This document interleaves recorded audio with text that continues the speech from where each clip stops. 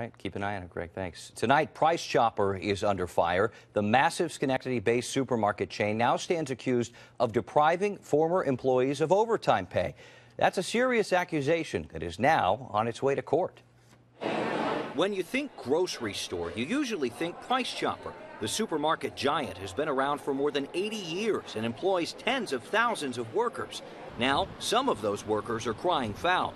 I think that there are at least several hundred people who be. Rachel Bien represents Shelly Davine, a longtime employee who worked as a team leader or department manager at stores in Massachusetts until last month.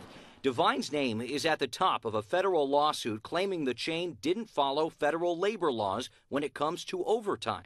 What we allege is that in order to keep labor costs low, Price Chopper used team leaders like our client and others to work lots of hours, getting the work done in their departments, but without paying them the overtime that they deserve. Whether or not someone's exempt or not depends on their job duties.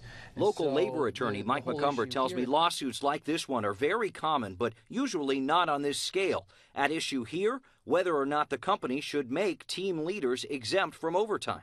You can't just throw that title on an employee and say you're exempt when their job duties are really what dictate that. And if those job duties are those of a non-exempt employee, you have to pay them overtime.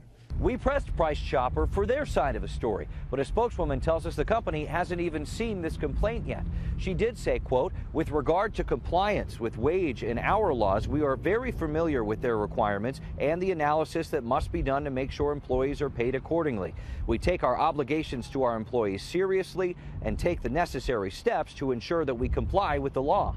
As a big employer, One thing's for sure, attorneys will be watching this case closely. You have to be very certain that that person is exempt.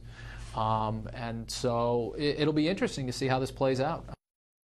Now, I'm told more and more workers are starting to hear about this class action lawsuit and join in. It was launched over in Massachusetts.